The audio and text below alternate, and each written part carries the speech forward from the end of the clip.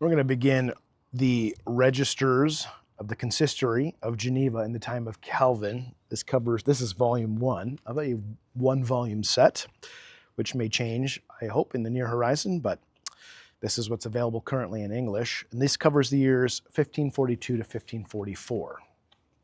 We are going to begin with the introduction. The picture of Calvinism held by the general public is characterized, above all, by a doctrine and a manner of life. Certainly the doctrine of predestination, or among those who know the history of the Reformation, of double predestination, plays an important part in Reformed theology. However, some fall into excess in trying to reduce the thought of Calvin to this doctrine alone. Similarly, it is possible to exaggerate the importance of regulation of morals, of Puritanism among the Reformers. At the same time, discipline is without doubt an essential pillar of Calvin's ecclesiology. For him, ecclesiastical discipline is to the church, quote, as the nerves are in a body, uniting the members and keeping each in its place and its proper state, unquote. This discipline depends above all on the practice of excommunication. Although in theory the right of excommunication in Geneva always rested in the seignory, which regularly restated its authority, in practice the instrument of excommunication in Geneva was the consistory. The privileged position of ecclesiastical discipline in Calvinist thought tends to give importance to the study of the institution designed to impose that discipline. This permits us to see what Calvin meant by discipline. But the interest of the consistory for Genevan history manifests itself in many other ways. What may be called demographic issues are also significant. The consistory usually summoned from 5 to 7% of the adult population each year.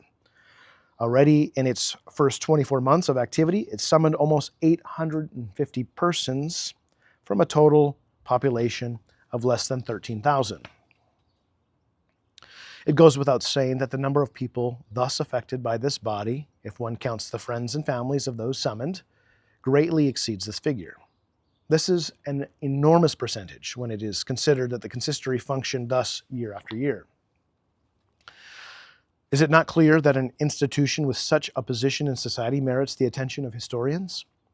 The editors of the published works of Calvin responded in the negative. They state, quote, the sessions of the consistory were for the most part filled with correctional affairs no longer of great interest, unquote.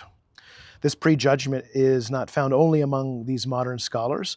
The perception that the consistory occupied itself only with fornicators goes back to the very beginnings of the consistory. On the contrary, speaking of the article concerning fornication in the Ordinances for the Discipline of World Churches of 1547, J.F. Bergier wrote, quote, by virtue of this article, the consistory had to examine numerous cases that are recounted in the registers of this institution and form the best source for a history of manners, indeed, a social history of Geneva, unquote. In fact, if these registers recorded only the history of sexual deviancy, we would not have taken the trouble to edit them. Nevertheless, we agree with Bergier. The minutes of the consistory prove particularly rich for the study of many aspects of daily life. Certainly, the consistory saw the pursuit of payard, from simple fornicators to repeat adulterers. As an integral part of its work and its origin, it was inspired by the tribunal matrimonial of Bern and replaced the bishop's courts, which occupied themselves with questions involving the sacraments and particularly marriage. Therefore, the consistory was expected above all to determine the validity of promises of marriage. As throughout Europe, the Genevans of the 16th century customarily had sexual relations immediately after the promise of marriage, before the ecclesiastical ceremony took place. Pregnancy, often resulting, the promise had special importance in law. If one party complained that the other had not held to its word, the consistory held a hearing to decide whether there was a broken promise, in which case the parties were generally required to marry, or a promise falsely claimed, in which case they were guilty of fornication. In the latter case, these minutes teach us about the clandestine sexuality in Geneva. In the former, they furnish us with fascinating information about the manner of choosing a spouse, even among the lower levels of society, which are often so difficult to examine. Already, the first pages of this volume depict for us a precious scene where, according to Pernay Dupuy, he and Claude du Boulots had gone walking on the Mont des Salèves near Geneva. I'm going to butcher all the French words, not intentionally, but in descending a green well together, they stopped to drink in the village of Clon-sous-Salve. The young man affirmed that, satisfied with their day together, they drank a glass in the name of marriage. The woman, however, admits that she drank a glass, but not in the name of marriage, because she did not have the consent of her family. They appealed to the consistory to determine whether the marriage should take place or not. This is a typical example where the testimony of the two parties gives us interesting information about the method of courting and the formation of couples in the 16th century. From its first days, the consistory investigated a gamut of cases much more varied than merely promises of marriage and sexual crimes. Throughout the period of John Calvin's ministry, beginning already in the period contained in the present volume, the consistory investigated drunkards, blasphemers, usurers, wastrels, beggars, dancers, singers of improper songs, healers, magicians, gamblers, and other evil livers. As we read the whole of these registers, an entire canvas of popular culture unrolls before our eyes. Clearly, it is most often concerned with deviant behavior of a commonplace sort. Even when it involves more unusual behavior, the reactions of those involved give us a detailed image of what was perceived as normal. In short, as Bourget affirms, it is an excellent source for the study of society. There are, however, some aspects that merit fuller treatment. For the historian of religion, these minutes of the consistory are particularly useful.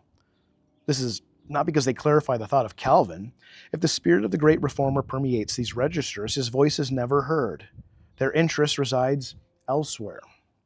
If, however, one is interested in the religion lived by ordinary people and in the reception of the reform among the populace, he will find here a veritable treasure house. The consistory was charged with repressing the practices and beliefs of the old faith and introducing those of the reform.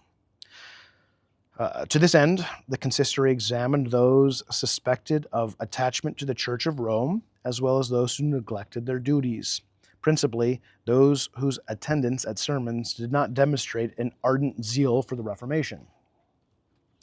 Genevans accused of papist sympathies manifested an astonishing diversity of practices and beliefs of the old church during the first years of the functioning of the consistory. It is seen that they continued to pray to the saints and the Virgin Mary, they prayed for the dead, they fasted on Friday and during Lent, that they refused to take Reformed communion, that they read books of hours, and sometimes took advantage of the proximity of Catholic districts to leave the city to attend Mass. Sometimes the persistence of Catholic beliefs stem from the deliberate and informed refusal to accept the Reform. Sometimes it is only ignorance that speaks, but for whatever reason, in the course of the years, the strength of both causes dims, and one finds fewer and fewer recidivist Catholics before the consistory. In this first volume, however, such cases form a great part of the work of the consistory. The recidivists most devoted to the old faith, people such as Jane Bona, called Pertene, Jacques Simons, Bartolomé de Orsistre, make only brief appearances. More numerous are people like Pernay Dupain, who reported having said the Ave Maria, sometimes through ignorance. All this, it can be objected, informs us only about a minority. On the one hand, we could answer that it was always an important minority during the first period. On the other hand, the consistory did not limit itself to investigating inveterate recidivists, but interrogated hundreds of persons about their prayers, their attendance at ceremonies, their understanding of preaching, and their knowledge of Reformed doctrine. And since they posed such questions to almost all who appeared before the consistory, not merely to those accused of offenses of faith, this gives us a better access to the general population than one would think at first glance. Thus, besides those neo-Catholics who, despite their protestations, protestations despised a communion where the bread did not change into flesh. One finds Genevans like Pierre Rougeau's. This poorly taught shearer could pray only in Latin and said that sometimes he invokes Our Lady. However, he insisted that God does not come into the hand of priests and that he does not have great devotion to feasts or the abuses of candles or of foods or of invocations of saints. This is only one example drawn more or less at random from the first volume, which is full of information about Genevan piety in the first period of the Reformation. It is this which distinguishes this period most in comparison with the registers from 20 or even 5 years later. The hundreds of interrogations on the subject of the prayers of the Genevans already disappear almost entirely in the second volume of the Consistory registers. The decrease in accounts of such interrogations is possibly due to the increase of knowledge in the populace. However, the break is so clear, so clean, that we're inclined to think that the change in secretary after the first volume also plays a role, because in the last analysis, it was the scribe who decided what details merited recording. For whatever reason, the present volume is particularly useful for the study of popular piety. We've mentioned that besides questions touching the reception of the Reform, the consistory occupied itself with disputed promises of marriage. The consistory also watched over the private life of couples. The best-known cases are those where there is a question of adultery. Reform introduced an innovation, divorce with permission to remarry. The first well-documented divorce, that of Pierre and Benoit Emu, began before the consistory during our period. Less celebrated but much more common are the investigations of couples who did not desire divorce but got along badly together, who had a bad household, as one said at the time. The complaints of the husband and the wife, as well as the testimony of the servants and neighbors, say much about the behavior of couples and also about the expectations of society. Besides problems in the bosom of the family, the consistory concerned itself also with discord in society. In Geneva, as in France and Scotland, the consistory, or the Kirk of Scotland, wished to eliminate ill will from society, not only from fear of social disorder, but also to avoid profaning communion. Thus, the désigniers, men assigned to watch over a quarter of the city, were required, quote, to show those in their désignes who bear ill will against each other, so that they can be reconciled before receiving the Holy Communion of our Lord. Genevans who feared to present themselves for communion with a troubled heart often abstained without the intervention of the authorities, rather than put themselves in danger of inviting the wrath of God. If their absence was noted, the consistory summoned them to learn whether some anger troubled them. If so, the consistory tried to reconcile them. Naturally, these disputes occurred not only between husband and wife, but also between father and son, father-in-law and son-in-law, mistress and maid, and among brothers, sisters, friends, neighbors, business associates, etc. For the historian, the role of the consistory permits us to examine the social fabric over a remarkable range. Certainly, these are not peaceful relations, at least at the moment when we observe them. Nevertheless, the complaints of the parties and the decision of the consistory furnish us with a very rich picture of what was expected of a neighbor, of a friend, or a family member, and it must be added that the consistory showed itself effective in these matters. Even inveterate enemies like the brothers Courtet or Pierre Tissot and his family ended by being reconciled in a more or less formal ceremony where the parties swore to forget all resentment and shook hands or sometimes embraced. Arbitration of disputes, surveillance of morals, repression of the vestiges of the Catholic cult, and introduction of a reformed mode of living, resolution of matrimonial cases. This is a general sketch of the activity of the consistory between 1542 and 1544. In conclusion, it must be added that in outlining these generalizations, one passes by in silence many interesting cases, such as that of Jana Bosset, After having overturned a bottle of oil, she tried to drown herself out of fear of her husband's anger and apparently worry over certain debts. Her deposition gives us a rare doorway into the mental processes of a depressed woman of the 16th century. Or likewise, one can study a particular profession, the way of dating events of one's life or remembering them, the extent of the social network of servants, or some other question that the editors have not thought of and do not even know how to pose. Indeed, the editors have been inspired by precisely this possibility, that researchers could use this text for purposes not yet imagined. We hope that reading it will transmit them to this little, we hope that reading it will transmit to them a little of the satisfaction and pleasure we have had in preparing this edition. The prehistory of the Consistory. The Consistory of Geneva, as the reader will find in this present volume, is an institution still in its infancy. Nevertheless, the reader is not present at the creation of the consistory or in its first days. The minutes of the first 9 sessions are missing. The consistory has therefore a prehistory which deserves to be briefly recounted.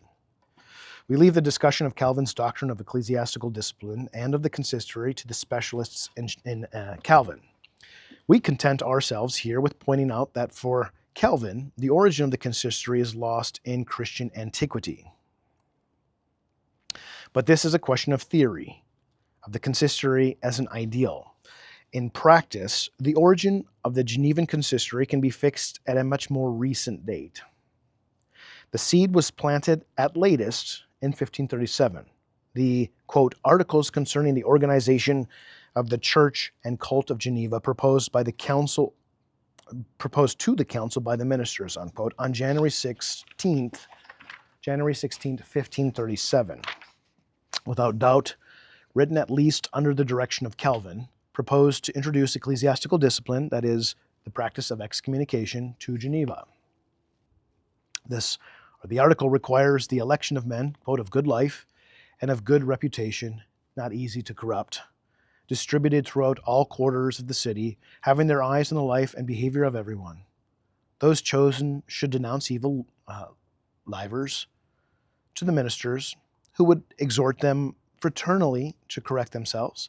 In cases of obstinacy, the minister would denounce the guilty person publicly at the sermon, and if he did not improve, he would be excluded from communion, and, quote, the other faithful be ordered not to converse familiarly with him, unquote. The articles do not specify who would have the authority to excommunicate. Additionally, but separately from this institution, the ministers proposed that the Seigneurie elect some of its number to judge matrimonial cases in consultation with certain ministers.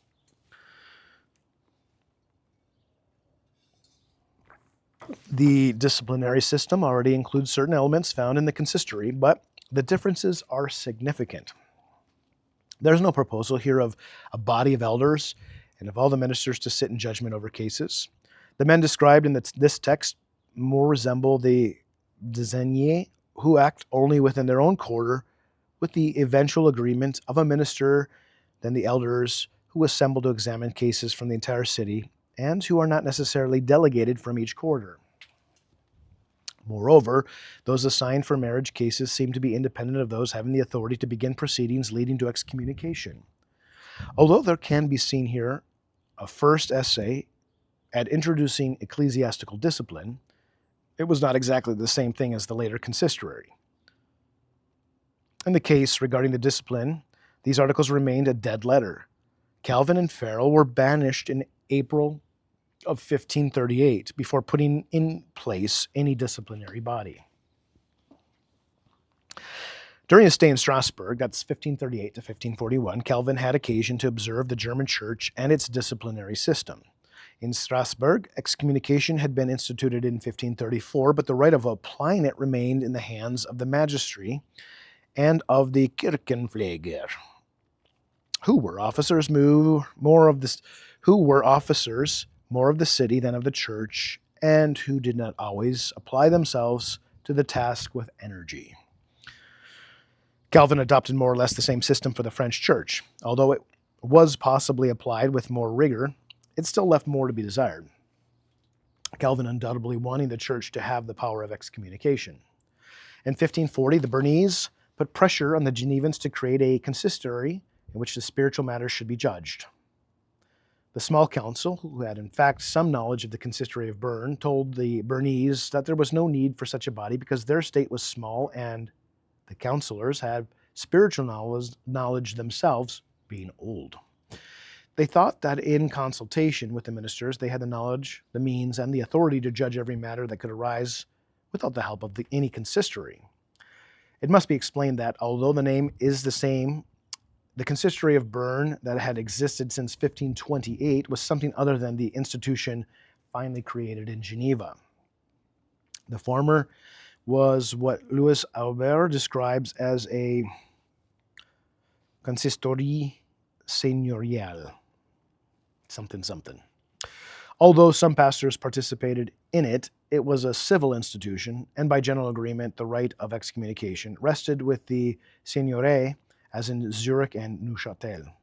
Speaking of the Bernese consistories, sitting in Gex and Ternier, Amédée Roger insists on the point that they were, quote, without doubt, entirely dependent on the authority of the Baïs and had no other similarity than that of the name to the institution Calvin established in Geneva, unquote.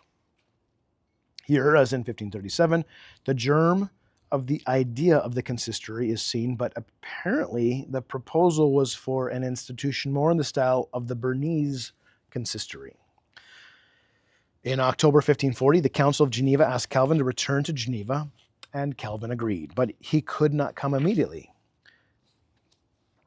He first represented Strasbourg at the Diet of Worms and at the Regensburg Colloquy, which occupied him until the end of July 1541. Meanwhile, by the advice of the Strasbourg ministers, he advised the Genevans to ask Pierre Viret to come to Geneva.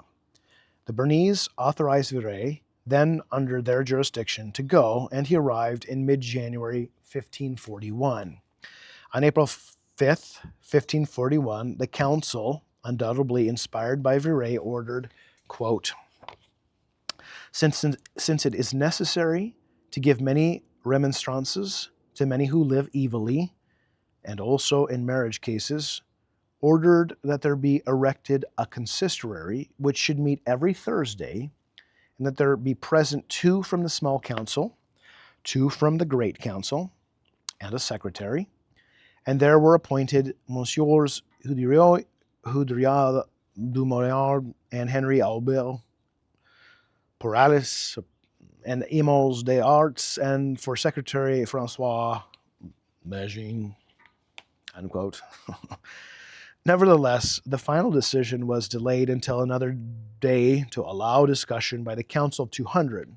The ministers were impatient. 3 days later in council, quote, the preachers stated that it would be most desirable to establish a consistory for marriage cases and matters that are not civil, unquote. But again, the council put off the decision to another time. The ministers tried again on April 23rd, but the council opposed the wording of the ordinances for the consistory, saying on the contrary, quote, that one should experiment first, and then depending on how matters turn out, the said ordinances can be made and established, unquote. Finally, on May 17th, the council decided to delay the decision on the erection of the consistory until the return of the ambassadors, who were then negotiating with the Bernese in Basel.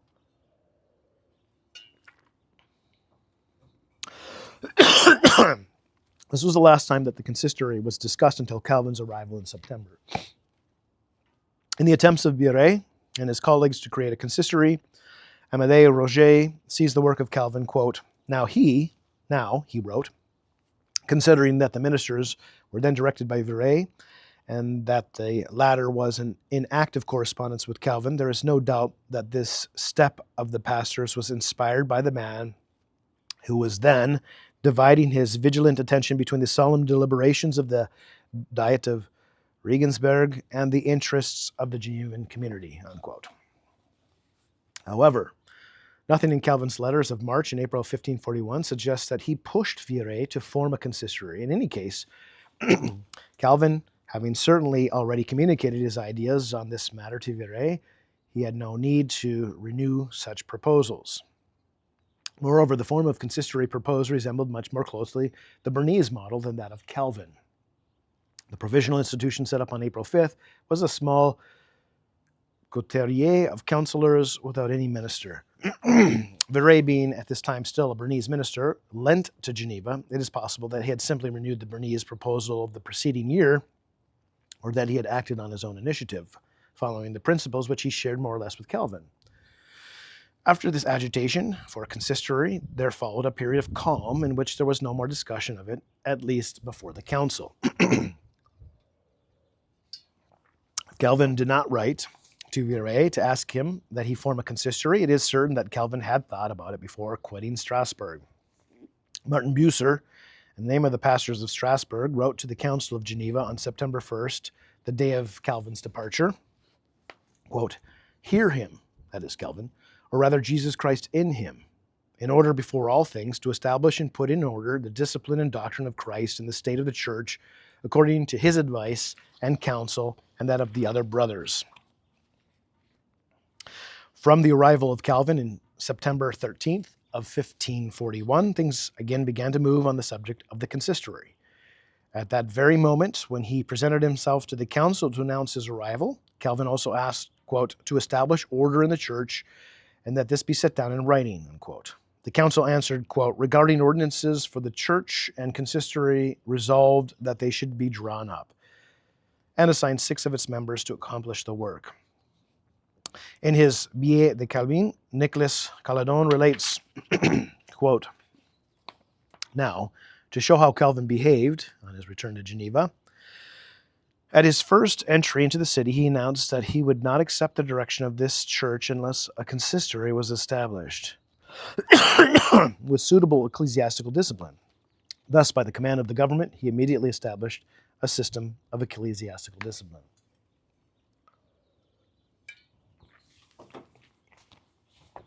The drafting of the ordinances was quickly completed. On September 26th, the ministers and deputies presented a set of proposed ordinances, and on the 29th, the council voted to accept some articles of the ordinances and reject others. On November 20th, 1541, in the General Council, quote, "the ordinances for the church were passed without opposition," unquote. The next day, the council ordered the final drafting of the ordinances. Deputing Calvin, Ami Poral, Claude Rosset, and Jean Ballard for this purpose. On November 24th, this draft was read in council and accepted, and the next day it was resolved to read the ordinances to the preachers and to the members of the consistory.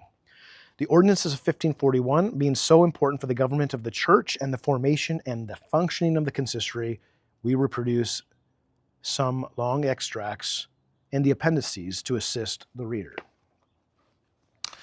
This introduction transitions into the first days, composition and procedure of the consistory, the nature of the text, rules of transcription, and principles of annotation. And then we'll finish the introduction there and then move into the consistory records themselves. So we'll pause there for today.